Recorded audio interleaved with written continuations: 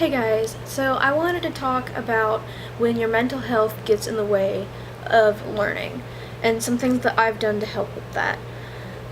Between depression and ADD for me, it's almost impossible to read, and I grew up very um, intellectually. I read all day, every day. I was homeschooled, so I didn't have to go anywhere other than my bedroom where I could just read all day.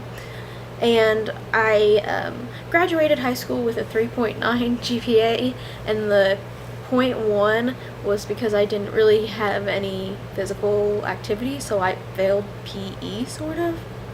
And I also struggled with chemistry.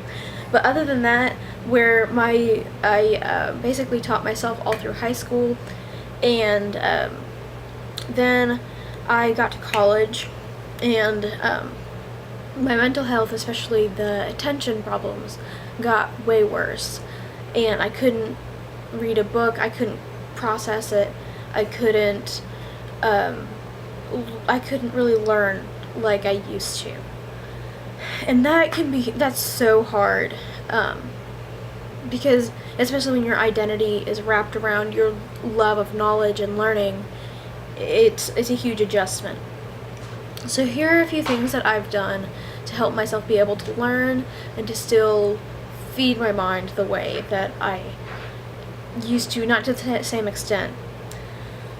So number one, TED Talks. When I try when I wake up in the morning to get a cup of coffee and watch a TED Talk. They're 5 to 10 to 15 minutes long, and you can learn so much in that amount of time. And it's such interesting information, and it's such a broad, they have so many broad, bleh. There are a lot of topics. But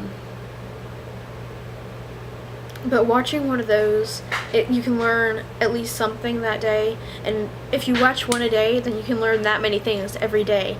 And I mean, I don't know what I was trying to say. Anyways, you probably knew, but I don't know.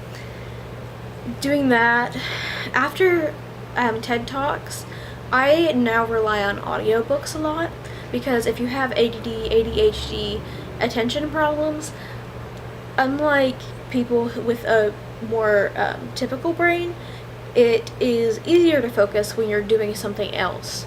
So for me, I am an art student, so if I draw and also listen to an audiobook, I can focus more on drawing, and I can lock myself into a pattern or drawing. I used to drive about an hour to and from work, and so audiobooks would let me take in information and take in books that I couldn't read otherwise. And when you struggle with learning in a classroom setting, taking notes by hand is so important, because even any normal person is going to forget most of a lecture. But when you're not neurotypical, then taking notes is so crucial. Also taking good notes, because when you write down that note and later it's like, what in the world did I even mean by that? I feel like most people have done that at some point. But taking notes, and then something for me is that I make my own quizzes before time, and if there's some kind of a diagram you have to use, then put it onto your computer and then erase everything on on the diagram and then fill it back in. When I was a psychology major, I had to fill in a lot of graphs and diagrams, so I just took out the information and printed out a bunch of blank copies, and that's how I learned.